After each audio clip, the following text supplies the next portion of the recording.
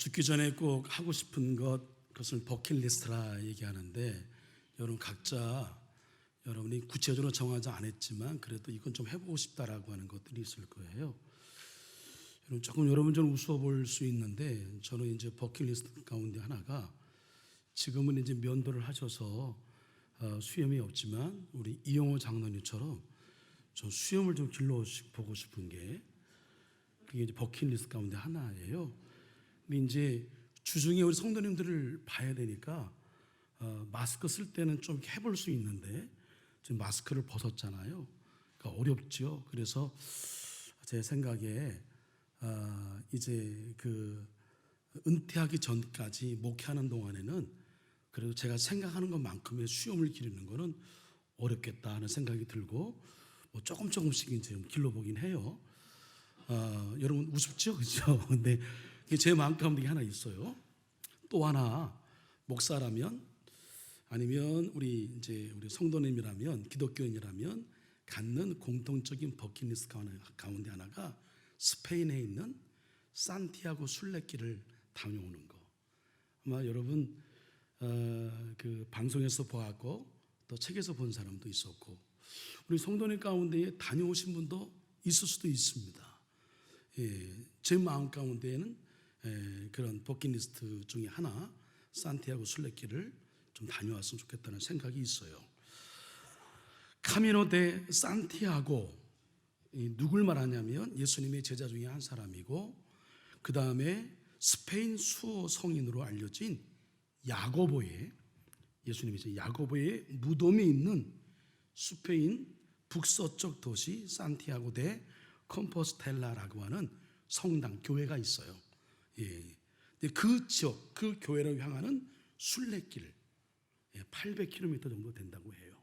일반적으로 걸으면 한 40일 정도, 자전거로 가면 한 열흘 정도 가면 완주할 수 있다고 합니다. 일반적으로는 다 걷지요.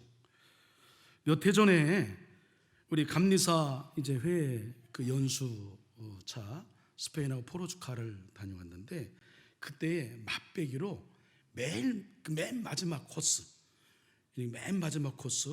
그래서 이 산티아고 데 컴포스텔라 그 교회로 향하는 거기까지 구간을 저희가 맛배기로 간 적이 있었어요. 근데 맛배기인데도 너무너무 좋았어요. 저는 어디 가든 혹 설교에 도움이 될까 해서 사진 자료를 꼭 필요하면 남기는데, 그때 제가 남겨놓은 사진 자료가 있어요. 한번 좀 보실까요? 네, 저게 그 순례길 가는 데에 표지판이에요. 조개 껍질 모양인데 저건 나중에 설명을 드릴 텐데, 화살표 표시에 따라서 순례길을 가면 됩니다. 곳곳에 이정표, 거기 길이 좀 애매할 때는 반드시 있습니다. 그래서 표시 따라 움직이면 되고요. 저렇게 우리나라뿐만 아니라 전 세계의 순례객들이 지금도 아마 많은 사람들이 오고 있어요. 그중에 낯익은 얼굴 있죠? 저 일행들은 가고 있고, 저 순례길 그냥 뭐 산책길입니다. 때로는 이제 조금 산등성이 가기도 하고, 뭐 넓은 들길을 가기도 하고, 이제 그런 건데 걷는 거예요. 그 산티아고를 다녀온 분이 제주도에 있는 둘레길을 만든 거예요. 저걸 보고서요. 여하튼 저게 이제 마지막 목표 지점인 그 야고보 무덤이 있는 산티아고 데 컴포스텔라 성당 교회입니다. 저 정경이고요. 그 다음에 저기 온 사람들은 저렇게 이제 누워 있는 것, 누워 있어 사진 찍은 사람은 뭐냐면, 저게 일종의 어떤 상징인데 800km를 다 완주한 사람만이 누릴 수 있는 특권이에요. 그러니까 성당에 와서 저렇게 그 광장에 누워 있으면 저 사람은 다 완주한 사람이에요. 그래서 이제 거기 그 사무실에 가면 곳곳에 산티아고에 도장 받은 걸 다 확인하고, 완주하면 완주 도장을 딱 찍어 주는 겁니다. 그렇게 저거는 이제 우리 그때 당시에 감리사님들 서울연의 단체로 사진을 찍었던 것이고요. 여하튼 이 야고보는 잘 아시는 대로 예수님의 제자 중에 한 사람인 거 아시죠? 제가 여러분 주보에 이름이 적힌 사람, 이름이 실린 사람 그 제목으로 임원 헌신 예배 때 말씀드렸는데, 예수님이 편애한 사람 중에 한 사람이에요. 베드로, 그 다음에 요한, 야고보. 요 세 명 중에 한 사람이죠.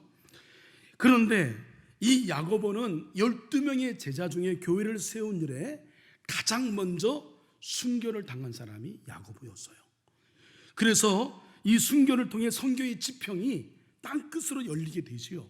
스데반의 죽음으로 사마리아까지 열리게 되고, 이 야고보의 순교로 인하여서 복음의 지평이 땅끝으로 확장되는 그런 사건이 됩니다. 근데 궁금한 게 있어요. 왜 화살표를 조개 껍질 모양으로 했을까? 여러분 궁금하지요? 이유가 있습니다. 그것은 야고보가 스페인 갈라시아 지방에서 선교를 다 마치고 돌아와 예루살렘에서 순교 참수를 당하죠.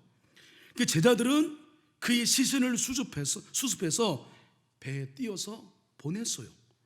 근데 마침내 그 배가 파선해서 어디로 갔냐면 야고보가 선교하던 스페인 북부 지방 해안에서 발견되게 된 거예요. 그런데 놀라운 것은 그 야고보 시신이 큰 조개 껍데기 안에 있었대. 그 조개 껍데기 안에 시신을 보호한 거예요. 그래서 이 조개 껍데기가 야고보의 상징이 되었고 산티아고 순례길의 이정표가 되었던 겁니다. 지금 이 순간에도 아마 수많은 순례자들이, 순례객들이 산티아고를 방문하고 있고 걷고 있을 거예요. 조개 껍데기 배낭에 매달고 지팡이를 짚고 노란 화살표 표식에 따라서 800km가 넘는 긴 순례의 길을 걷는 사람 무수히 많을 겁니다. 이 산티아고 언저리에서 예능 프로그램을 한 것도 기억이 나요. 그만큼 유명합니다. 우리나라 사람들도 많이 다녀와요. 젊은이들 중에도 이 산티아고 순례길 가는 것을 버킷리스트로 정하고 다녀온 친구들이 많이 있는데 우리 교회도 좀 도전했으면 좋겠어요. 그런데 이들이 어떤 목적으로 이 순례길을 걸을까요? 아마 그 목적은 다 각각 다를 거예요. 어떤 사람들은 자신의 잃어버린 자아를 찾아서 가는 사람도 있고, 어떤 사람이 여행 가기 위해서 그동안 아주 열심히 일했어요. 그런 다음에 당당하게 사표를 내고 그리고 자유롭게 자기를 위해서 여행을 온 사람도 있습니다. 어떤 사람은 그냥 너무 이제 힘드니까 단순한 안식을 위해서 떠나온 사람도 있고, 어떤 사람은 진지하게 이 신앙적인 물음과 질문을 갖고 신을 만나기 위해서 그 길을 떠난 사람도 있습니다. 근데 이들에게 각각 여러 가지 이유가 있습니다만 공통적으로 부여할 수 있는 통칭, 명칭이 있다고 한다면 뭘까? 그것은 구도자가 맞을 겁니다. 길을 찾는 사람, 길을 걷는 사람, 이게 맞을 거예요. 모두가 길을 찾는 사람일 것이에요. 그래서 인생의 긍정적인 해답을 찾아 나선 사람들이라 이렇게 얘기할 수 있는 거죠. 이 산티아고에 관련된 책들이 여러 책이 있어요. 그 중에 하나, 노란 화살표 방향으로 걸었다라고 하는 책을 쓴 이가 누구냐면 서영은 님입니다. 서영은. 근데 서영은은 시인이고, 그 다음에 유명한 소설가 김동리 선생의 세 번째 아내이기도 해요. 유명합니다. 30대 문단에 등단했는데 이상 문학상을 수상하기도 한 화제의 작가였습니다. 그녀가 산티아고 꿈꿔왔던 이 순례길을 떠나는데 몇 살에 떠난지 아십니까? 혹시 여러분 지난번에 우리 안기철 장로님 우리 성서 중에 제일 긴 장이 어디며 몇 절인지 알아맞히셔서 제가 상품 드렸습니다. 예. 자, 여러분 이것도 맞추시면 드릴 수도 있어요. 이 서영은님, 이 작가가 여러분 몇 살에 산티아고 순례길을 떠났을까요? 70. 비슷하긴 했는데 70도 네? 뭐라고요? 네? 66. 장로님 일부 참석하셨죠? 예. 반칙입니다.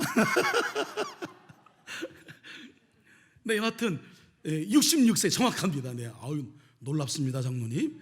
보통은 일부 때 설교한 거 기억 못하는데 그걸 기억하시다니 대단합니다. 그리고 떠났는데 66세에 떠났죠. 66세 되신 언저리 되신 분들은 용기를 가질 만합니다. 예. 그런데 그 60일 떠날 때에 유언장을 쓰고 떠나요. 왜 유언장을 썼을까? 몇 가지 생각이 들지요. 죽을 각오로 이 순례길을 통해서 내가 뭔가 얻어야겠다는 그런 마음, 그리고 어쩌면 지나온 자신의 66년의 모든 생은 이제 죽었다. 나는 새로운 삶을 이 길에서 찾아 살겠다. 뭐 그런 의지적 표현일 수도 있을 거예요. 아무튼 그녀는 떠났어요. 그 길을 걸은 결과를, 역시 글쟁이니까 그냥 이렇게 쓰고 있습니다. 나는 지금 완전히 다른 사람이 되었다. 그 내적 변화를 이끈 초월적 존재를 보고 만졌다. 보고 만졌다. 예? 하나님을 만났다, 그런 뜻입니다. 근데 그 여인이 이전에 그리스도인이 아니었냐? 그리스도, 기독교 교인이에요. 17년 전부터 이제 교회에 교인으로 등록해서 교인으로 살아왔습니다. 그러나 하나님을 만나지 못한 그리스도인이었다. 교회만 나온 거예요. 그냥 예배만 드린 거예요. 하나님을 인격적으로 만나지 못했어요. 그 작가 서영은의 이 구도자에 대한 이 책도 사실 우리에게 주는 감동이 큰데요, 이 책보다 훨씬 더 오래전에 구도문학의 절정을 이룬 작품이 있으니 우리가 지금 다루고 있는 존 버년의 철로역정, 이만한 작품이 없다는 거예요. 이 책의 주인공도 길을 떠난 순간부터 크리스찬 이름을 갖는데, 근데 순례자로 떠나는 거예요. 근데 그가 진정한 크리스찬이 되기 위해서는 여전히 많은 길을 걸어야 했습니다. 그냥 크리스찬이었어요. 그는 진정한 크리스찬을 소망하며 그 길을 떠난 거죠. 구도자가 된 겁니다. 그러나 참으로 진지한 구도자였죠. 그래서 오늘 우리가 이 철로역정의 말씀을, 시리즈의 말씀을 통해서 우리는 물어야 될 질문은 뭐냐면, 야, 나는 진짜 예수님 믿는 사람 맞아? 나는 순례자야? 나는 진짜 예수님의 제자의 길을 걷고 있는 거야? 이런 진지한 물음, 나는 진지한 구도자인가라고 하는 그런 물음을 우리 스스로에게 던지는 겁니다. 내가 모태신앙이에요? 그리고 뭐 수십 년 동안 신앙생활을 해왔어요? 근데 정말 진지하게 내가 신앙, 믿는 것에 대한, 주님을 따른다고 하는 것, 그리고 내게 주어진 직분을 감당한다는 것, 교회에 헌신하고 봉사한다는 것, 내가 크리스찬으로 산다라고 하는 것이 과연 어떤 의미인가? 이걸 생각해 보는 겁니다. 예? 진지한 구도자. 우리 안에 이런 신앙에 대한 열망, 정말로 예수님을 닮고픈 그런 뜨거운 마음, 갈망, 은혜에 대한 그냥 뜨거운 마음, 이런 것들이 점점 사라진 시대가 되었습니다. 어쩌면 예수님이 한탄해 하셨던 껍데기만 남은 바리새인과 사두개인이 우리는 아닌가? 적당히 우리가 주일로 와서 여기저기 봉사하고 그는 우리는 다 신앙생활 하는 것처럼 생각하고, 우리가 살아가는 삶 속에 전혀 예수의 냄새가 나지 아니하고 그저 세상 사랑 섞여서 똑같이 세상의 방법으로 이윤을 추구하고, 그리고 누구를 속여야 되고, 누구와 경쟁해야 되고, 누구와 싸워야 되고, 누구와 다퉈야 되고, 이런 자본주의 이 시대 속에 살아가는 세속주의, 그냥 세상 사람과 별반 차이가 없이 그냥 주일만 잠시 교회 왔다 가는 그런 교인으로 살고 있는 것은 아닌지, 앞으로 나의 주어진 남은 생을 이 서영은 씨가 66세 산티아고를 떠난 것처럼 나는 정말 진지한 구도자, 진지한 성도, 진지한 권사요, 진지한 장로요, 진지한 전도사요, 진지한 목사로 내가 살아야 되는 것은 아닌가? 이 질문이 저와 여러분의 질문이어야 한다는 거죠. 그래서 진지한 구조자가 되기 위해서는 여러분 조금 불편해야 됩니다. 오늘 말씀도 여러분 달콤한 이야기 아닙니다. 여러분이 도전을 주는 말씀일 거예요. 복 받으십시오. 잘 될 겁니다. 형통하게 막 시온의 대가 열리고 막 뭐 사업이 잘 되고 뭐 애들이 잘 되고 승승장구하고, 물론 예수님 믿으면 그러한 우리가 축복은 받습니다만 그게 우리 긍극적 교회 나오는 신앙생활의 이유는 아닌 거예요. 그럼 뭐냐요? 우리가 교회 나 오늘 이렇게 바쁜 시간에 남들은 이 좋은 날 속에 산이고 들이고 다 떠나가고 각자 볼 일이 있는데 왜 우리는 여기 와서 예배를 드리는가라고 하는 진지한 질문을 우리는 던져야 하는 거죠. 그래서 조금 불편해야 돼요. 그리고 적잖이 도전을 받아야 됩니다. 훈련을 해야 돼요. 내가 지금보다는 더 열심히, 내가 이렇게 신앙생활해서 이거 예수님 뵐 수가 있는 거야? 내가 진짜 장로 맞는 거야? 진짜 권사 맞는 거야? 진짜 목사 맞는 거야? 제가 다 얘기했어요, 여러분. 권사 얘기하고 장로 얘기하고 목사 얘기했어요. 어느 한 사람 한 직분만 얘기한 게 아니에요. 예? 오해하지 마시란 말이에요. 예? 진짜 죄송합니다만, 부끄럽습니다만 저를 포함해서 감히 목사 중에도 올바로 예수 믿지 않고 목사 노릇하는 사람들 있습니다. 선교사 마찬가지예요. 진지한 구도자의 고민이 없으면 그냥 기능적으로, 밥벌이로 그냥 살아야 되니까 그렇게 하는 사람이 있단 말이에요. 좀 여러분 불편해야 돼요. 그리고 그 이전보다 내가 더 열심히 해야 되는 게 아니야? 라는 도전을 받아야 돼요. 찔림을 받아야 됩니다. 예? 적어도 죄송합니다. 권사님 이상은 우리가 주일에 한 번 나오는 것으로 내 신앙을 다했다고 여러분 착각해서는 안 되는 거예요. 예? 잘 들으셔야 됩니다. 우리가 어른들이 길을 잘 내야 돼요. 그냥 뭐 대충 신앙생활해도 장로님 될 수 있어. 잘못된 전통이란 말이에요. 예? 이게 무슨 어떤 직분을 갖기 위하여 어떤 우리의 자랑스러운 전통을 세우고 그런 게 아니에요. 신앙에 대한 본질, 근거의 질문에 대한 고민, 이걸 하잔 말이에요. 고달프기도 해요. 그리고 진짜 내 모습을 대면할 용기가 필요합니다. 자꾸 우리 감추려고 해요. 숨기려고 하고 나에 대해서 너무나 너그러워. 너 그 정도면 돼. 괜찮아. 너 그냥. 그러나 다른 사람에 대해서는 아주 잣대가 아주 인색해. 그러니까 너무 쉽게 다른 사람에 대해서 정죄하고 판단하고 선을 긋고 한단 말이에요. 진짜 내 모습을 이렇게 대면할 이 용기가 필요합니다. 전 번역은 세 가지를 제안합니다. 첫째, 하늘의 말씀을 들어야 한다는 거예요. 예? 신학에서는 하늘의 말씀 혹은 하나님 말씀을 특별 계시라 얘기합니다. 자연이 우리에게 말씀하시는 이 모든 것들은 일반 계시예요. 이 자연이 우리에게 하나님의 살아계심을 여러분 얼마나 증거하고 있나요? 지금 멀지 않아 우리 마당에 가면 나무에서 땅에서 생명들이 움터오르면서 다시 사는 부활의 소망 꿈틀거리고 있는, 다시 새롭게 창조하시는 하나님의 놀라우신 창조와 섭리를 저들이 메시지로 전하고 있단 말이에요. 이걸 통해 우리는 느끼는 것, 하나님은 살아계시는구나. 여호와께서 비를 준비해 놓고 계시는구나. 여호와께서 구름으로 하늘을 덮으시고 길을 내시고 그래서 우리를 인도하고 계시는구나. 하나님 지금도 우리 가운데에 함께 하시고 살아 계시는구나. 할렐루야. 이걸 우리가 느끼는 걸 일반 계시라고 얘기해요. 근데 콕 집어서 하나님의 현현을, 하나님의 살아계심을 나타내 보여준 것을 특별 계시라 했는데, 그 특별 계시의 대표적인 계시가 바로 예수 그리스도시죠. 예수님이 하나님이시니까. 또 하나 뭐가 있냐면, 주의 종들의 마음을 성령께서 감동하시어서 그들로 하여금 감동 준 내용을 쓰게 한 게 뭐냐면 성경이에요.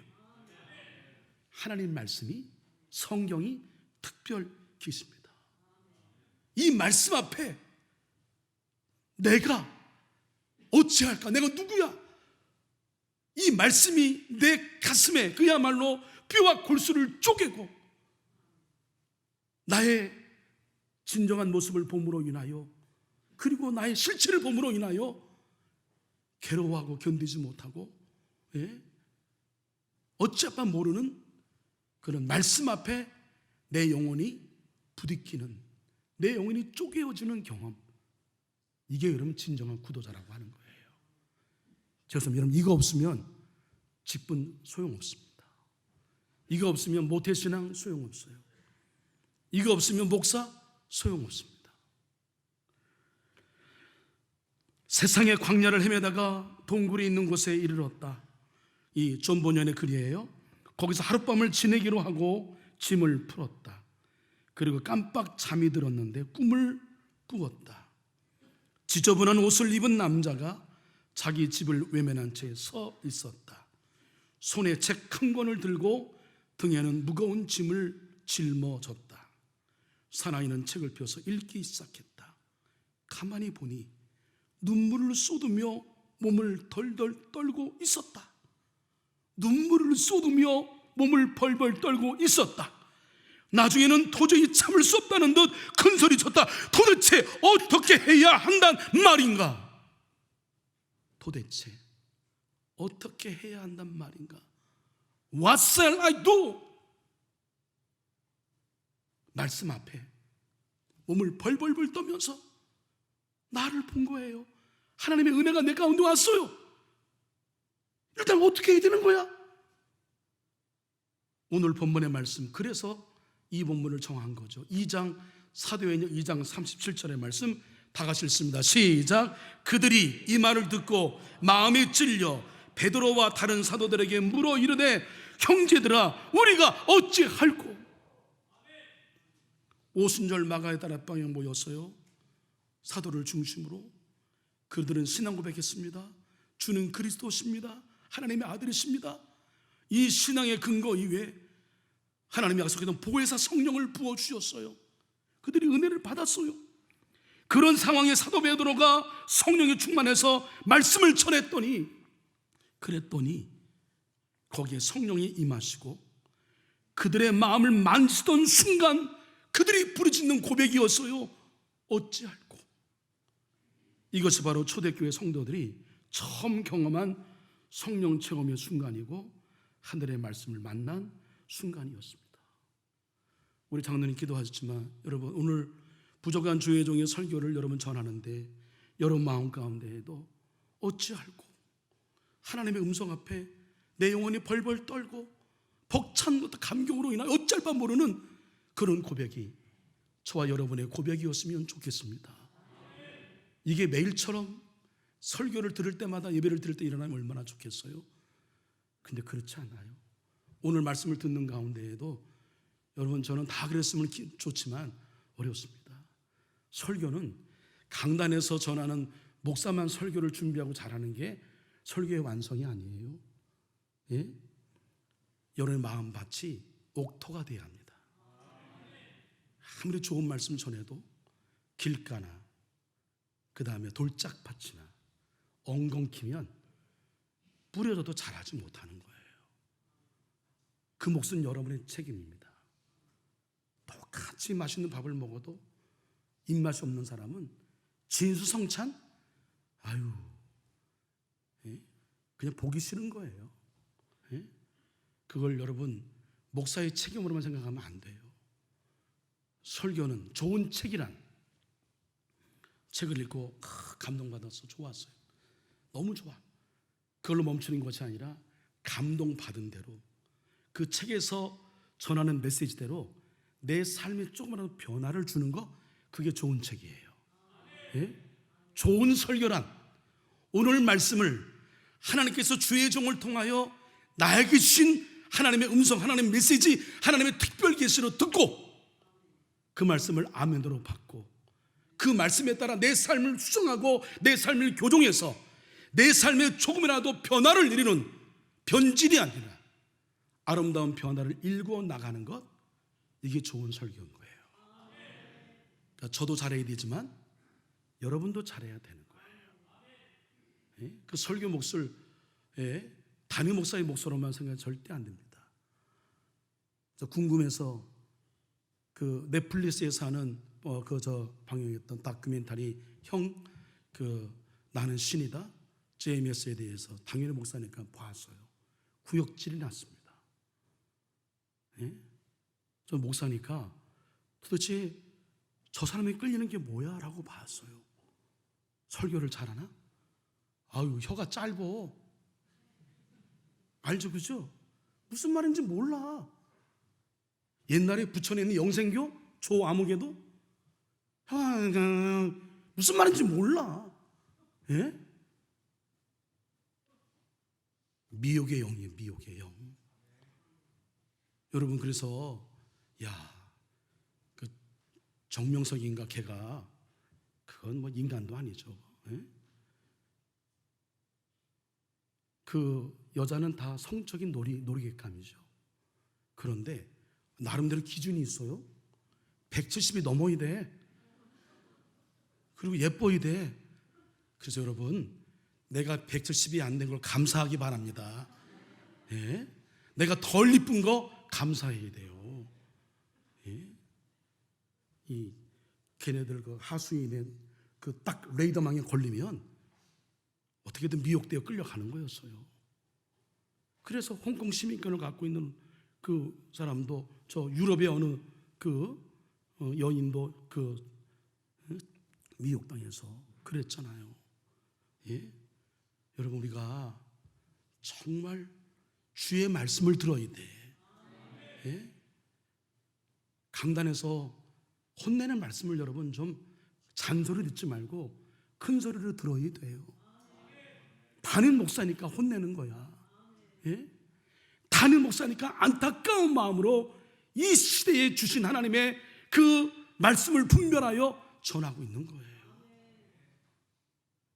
아무리 좋은 말을 종해도 지금까지 아니 때때로는 우리가 그 밥을 잘하기도 하고 어느 때 못하기도 하고 반찬도 어느 때 보니까 되게 맛있잖아, 그죠? 예? 다시다를 많이 넣는 날은 엄청 맛있잖아. 예? 그러면은 맛있다고 해야지 맨날 맛없다고 하면 되겠냔 말이야. 예? 그 사람에게서 나는 목사님 말씀에 은혜 받았다는 얘기 한마디 들어본 적이 없으니까 15년 동안 목회하는 동안에. 예? 이게 뭐예요, 이게? 저도 잘해야 되지만 마음밭을 고쳐. 네? 마음을 바꿔야 돼. 그래야 말씀을 들어야 사는 거예요.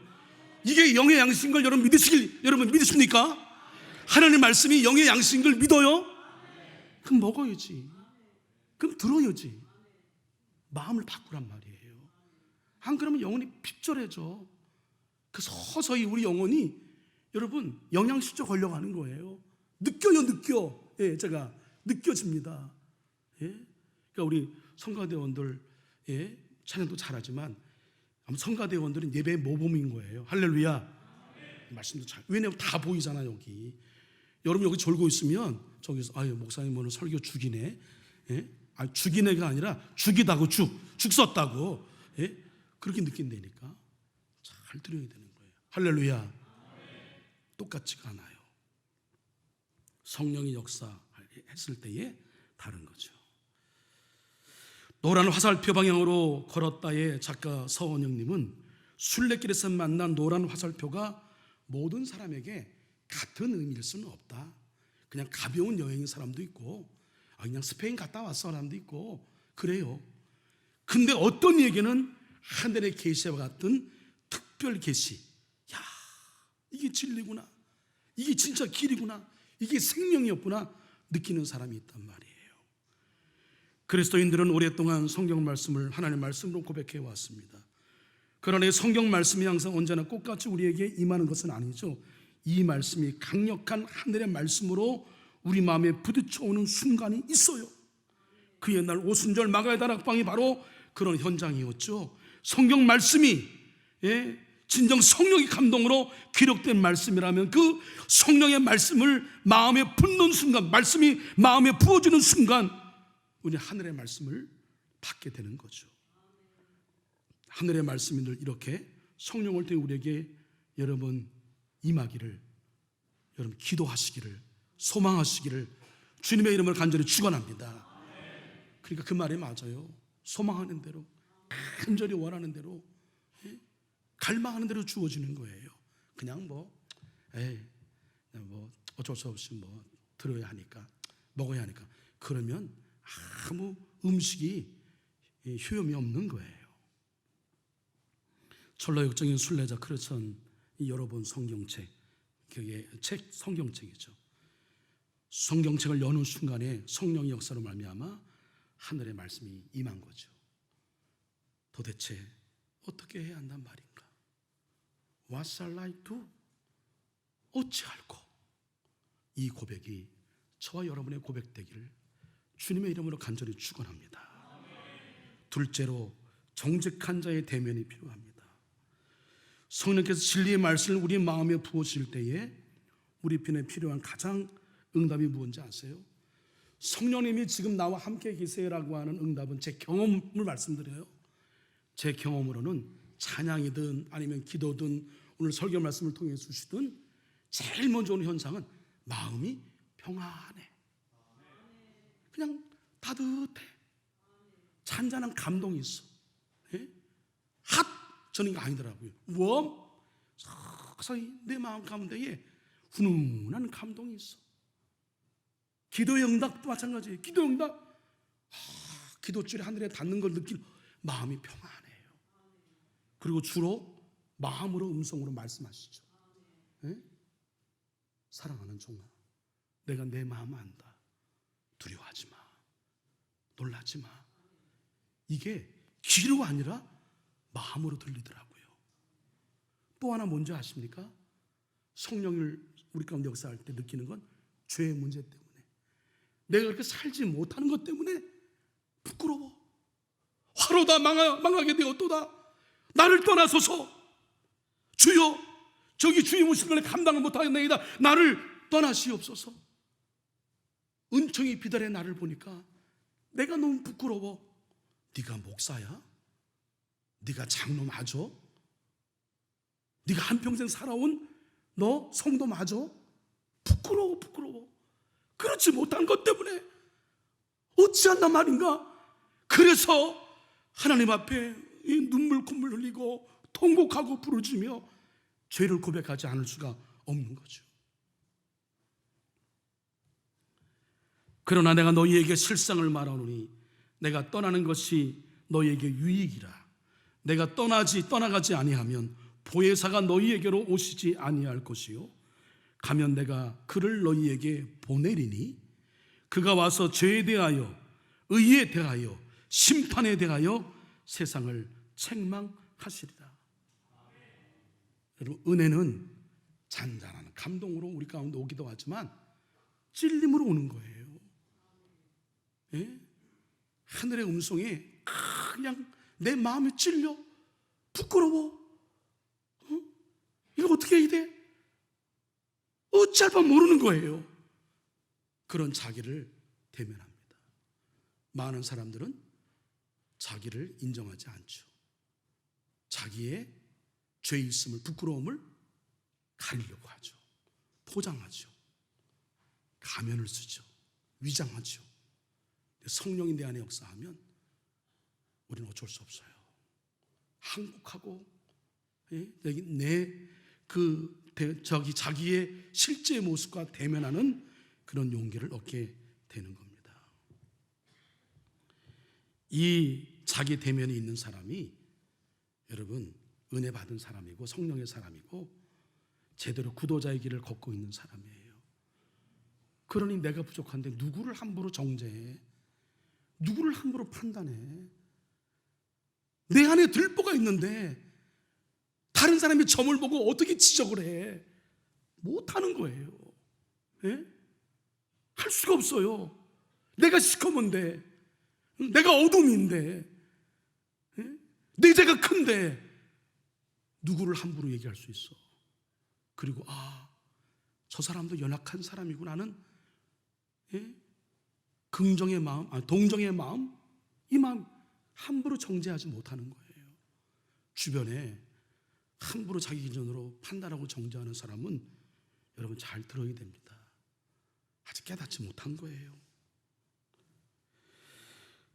제가 사진 찍은 거 한번 저 필그림 하우스 가평에 가서 찍은 건데요.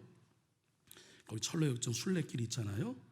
거기에 크게 이제 사진이 붙어 있는데, 저 사진을 제가 찍어 온 거예요. 근데 저 크리스찬이 오른손에는 성경책, 등에는 이제 짐을 지고 가는 거죠. 그 성경책을 본 다음에 도대체 어떻게 해야 한단 말인가라고 물어요. 그가 읽은 하늘의 말씀을 말씀이 자기 실존의 거울이었어요. 말씀이 내가 누구인지를 보게 한 거야. 그냥 가면서서 꾸미고 하는 거 말고 진짜 나의 모습, 그걸 내려놓아서요. 그래야 사는 거죠. 너희는 말씀을 행하는 자가 되고 듣기만 하는 자신을 속이는 자가 되지 말라. 누구든지 말씀을 듣고 행하지 아니하면 그는 거울로 자기의 생긴 얼굴을 보는 사람과 같아서. 말씀을 들음으로 그침이 아니라 말씀을 살아내는 거죠. 진리의 말씀의 거울 앞에 우리가 쓰는 겁니다. 그러면 내가 보인단 말이에요.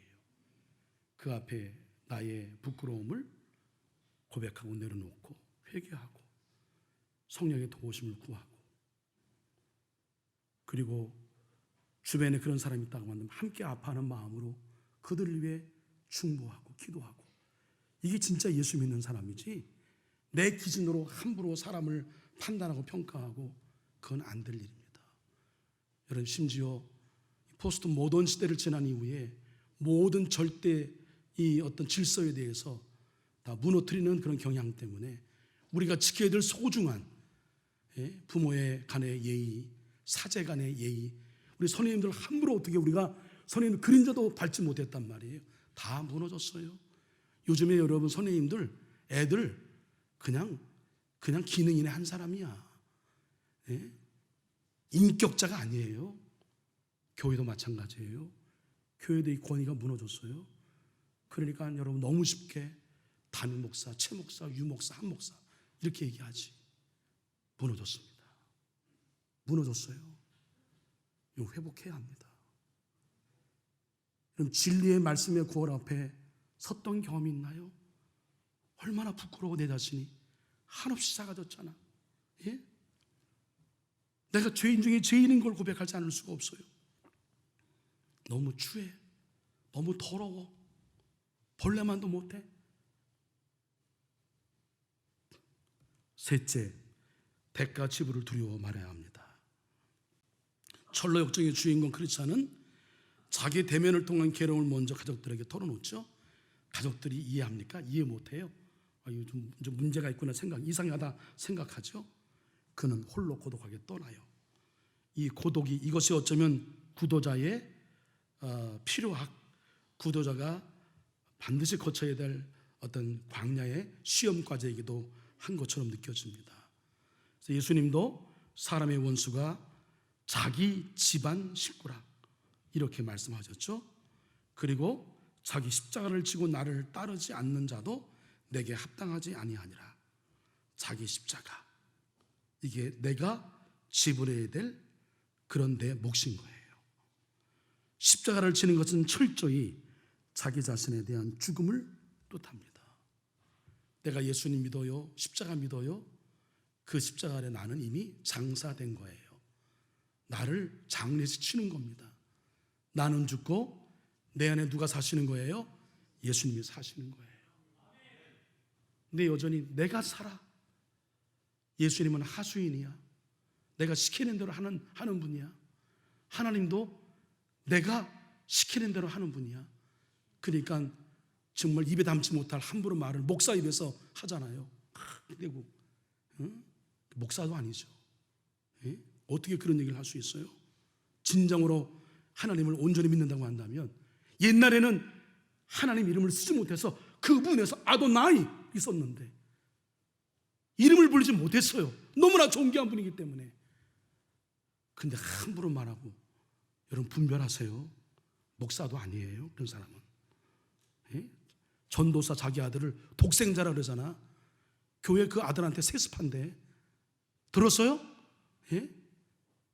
우리도 우리 용진한테 세습할까요? 여러분 그거 인정하시겠어요? 그것도 장로님들 무시해서, 내가 감옥에 가보니까 장로들 엉망으로 해. 장로를 못 믿어. 그래 강단에서 독생자 우리 전도사를 내 후임으로 이게 뭐예요 이게? 예? 분별해야 됩니다. 이 지금 미혹의 영 때문에 지금 이 시대가 혼탁스러워요. 우리가 진정한 구도자의 길을 걷지 않기 때문에 사단이 우리를 건드는 건 말이에요. 작가 서영은 씨를 이제 마지막으로 말씀을 전하고 마칩니다. 유서를 써놓고 갔다 그랬잖아요. 죽음을 각오하고 간 거예요. 그가 주님을 만날 수만 있다면 고독하기로, 죽을 만큼 고독하기로 마음을 먹었대요. 그래서 만난 거죠. 뜻밖의 나귀의 모습을 통해서 나타나신 주님을 만납니다. 푸른 초지에 나귀가 한 마리 등장하죠.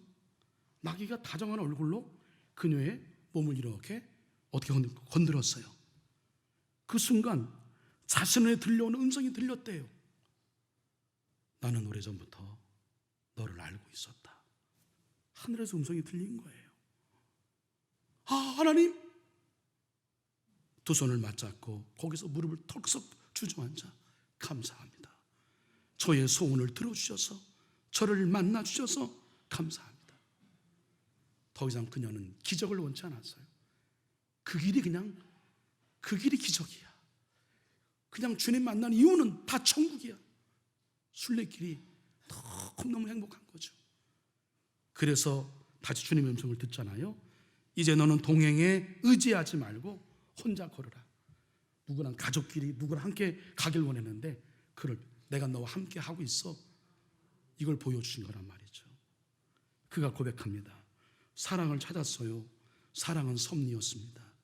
그 섭리 안에 주의 절대 질서가 있었습니다. 하나님의 사랑은 내가 완전히 찢어지고 나서야 알 수 있는 것이었습니다. 그 사랑을 알고 체험한 저는 이전과 완전히 달라졌습니다. 그것이 저의 구원이었습니다. 어떤 대가를 지불하고서라도 달라지기를 소원하는 사람들, 길을 떠나는 구도자들에게 약속된 면류관, 그것이 바로 사랑이요 구원이었던 거죠. 그녀는 산티아고 순례의 이 구도의 길 마무리를 이렇게 합니다. 지금의 저는 산티아고에 닿게 해준 수많은 화살표, 그 헌신의 징표에 엄청나게 빚진 상태입니다. 이 빚을 갚는 방법은 단 한 가지. 저 자신이 또 다른 화살표가 되어 뒤따라오는 사람들에게 방향이 되는 것입니다. 이 방향만이 내가 곧 길이요 진리요 생명이니 나를 말미암지 않고는 누구든지 천국에 갈 자가 없다고 말씀하신 으뜸 화살표에 이르게 해 줍니다. 여러분, 우리도 그 화살표를 따라 구도의 길을 가고 있는 거 아니겠어요? 이미 주님을 만났다면 이제 우리는 또 다른 일을 인도하는 또 하나의 화살표가 되시기를 주님의 이름으로 간절히 권면하고 축복합니다.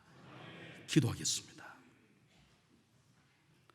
순례자는 구도자이어야 한다는 오늘의 말씀 앞에 처음 말씀과 처음 성령의 역사로 우리의 실존을 부끄러움과 절망으로 대면하며 고백했던 그때를 떠올려 봅니다.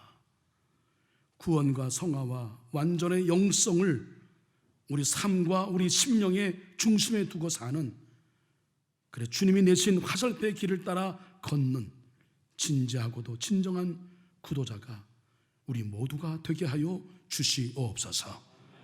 그래서 우리가 만들어낸 또 다른 화살표를 보고 누군가 우리의 후배들이 구도의 길을 가는 방향을 삼게 하여 주시옵소서. 우리의 진리와 길이 되시는 예수님의 이름으로 기도합니다. 아멘.